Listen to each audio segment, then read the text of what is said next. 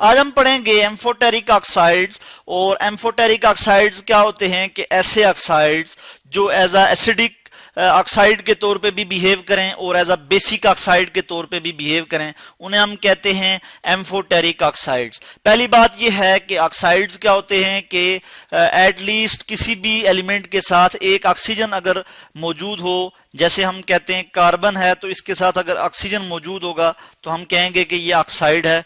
और कौन सा ऑक्साइड है? कार्बन मोनो ऑक्साइड है, एक ऑक्सीजन इसमें मौजूद है।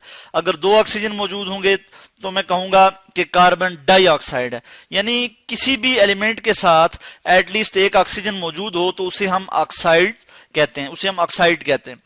तो एम्फोटेरिक ऑक्साइड्स क्या होते हैं कि ये मेटालिक ऑक्साइड्स होते हैं। मैं लिख लेता हूं कि ये क्या होते हैं? मेटालिक ऑक्साइड्स होते हैं, यानी इनमें मेटल मौजूद होती हैं, मेटल के साथ ऑक्सीजन बाइंड होता है, मेटालिक ऑक्साइड्स। और कौन सी मेटल्स होती हैं जो कि लेस इलेक्ट्रोपॉजिटिव होती हैं? मेटालिक ऑक्साइड्स, ठीक है जी, इसको मैंने यहां लिख लिया, जो कि लेस इलेक्ट्रोपॉजिटिव होती हैं। लेस इलेक्ट्रोपॉजिटिव क्या कि उनमें इलेक्ट्रॉन लूज करने की जो सलाहियत होती है वो कम होती है। जैसे हमारे पास जो हाईली इलेक्ट्रोपॉजिटिव मेटल्स हैं, पीरियोडिक टेबल में हम देखें तो ग्रुप 1A और ग्रुप 2A में जो हैं, ग्रुप 1A और ग्रुप 2A में जो मेटल्स हैं वो हाईली इलेक्ट्रोपॉजिटिव हैं। जो ग्रुप 1A में हैं वो सबसे ज्यादा इलेक्ट्रोपॉजिटिव है, यानी उनमें जो इलेक्ट्रॉन लूज करने की सलाहियत है वो सबसे ज्यादा है। तो जो जरा कम होती हैं, जरा कम इलेक्ट्रोपॉजिटिव होती हैं मेटल्स, उनके साथ जब ऑक्सीजन कंबाइन होता है तो जो ऑक्साइड बनते हैं वो जो ऑक्साइड्स होते हैं वो एम्फोटेरिक ऑक्साइड्स होते हैं और हम कहते हैं कि वो मेटालिक ऑक्साइड्स।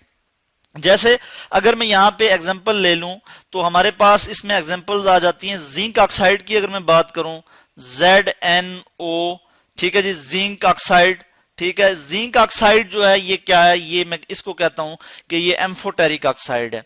इसी तरह हमारे पास और भी बहुत सी एग्जांपल हैं, मगर पहले हम जिंक ऑक्साइड की बात कर लेते हैं कि जिंक ऑक्साइड किस तरह से जो है ये एम्फोटेरिक ऑक्साइड है।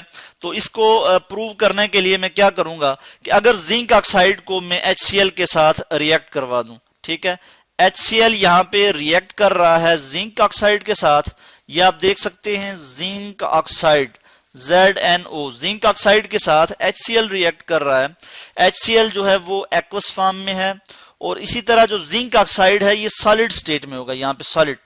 तो क्या होगा कि ये जब आप इनका जब रिएक्शन होगा तो हमें क्या हासिल होगा? जिंक क्लोराइड, ठीक है जी, जिंक क्लोराइड ZnCl2 जो कि साल्ट है, प्लस जो है हमारे पास वाटर आ जाएगा, ठीक है, प्लस वाटर आ जाएगा जो कि लिक्विड स्टेट में होगा। इसके लिए मैं L लिक्विड लिख लेता हूं और यहां पे जिंक क्लोराइड ये साल्ट है, एक्वस स्टेट में होगा यहां पे।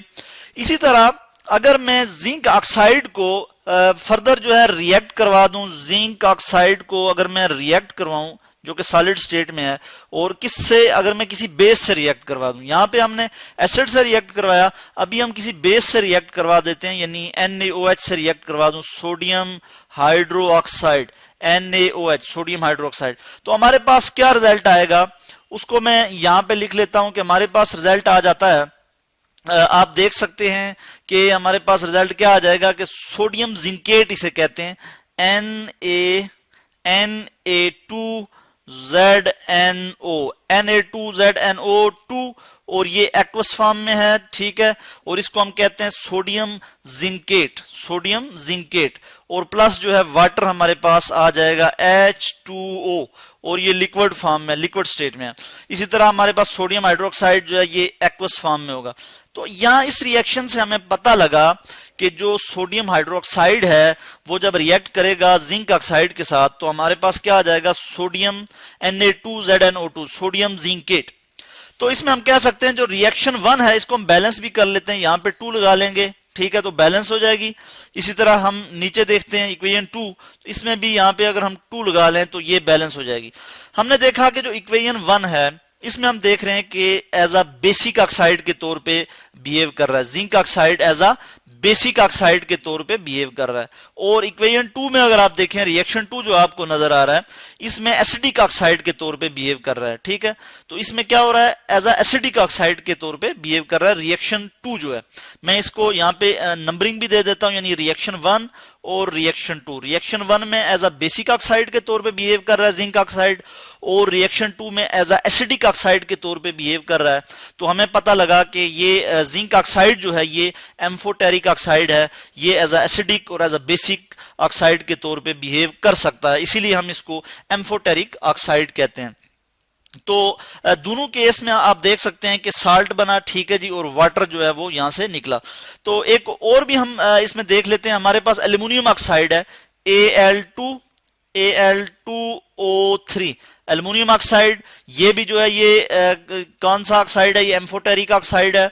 इसी तरह हमारे पास और बहुत सी एग्जांपल हैं, हमारे पास लेड ऑक्साइड की एग्जांपल है PbO, लेड ऑक्साइड, ठीक है, PbO, ओ में थोड़ा कैपिटल थोड़ा बड़ा लिख लेता हूं, PbO, लेड ऑक्साइड, ठीक है। तो ये क्या है कि ये एम्फोटेरिक ऑक्साइड्स हैं, एज एसिडिक और एज अ बेसिक बिहेव कर सकते हैं ये। तो ये था जी आज का मेरा टॉपिक कि एम्फोटेरिक ऑक्साइड्स क्या होते हैं। होपफुली कि आपको इसकी समझ आई होगी जी।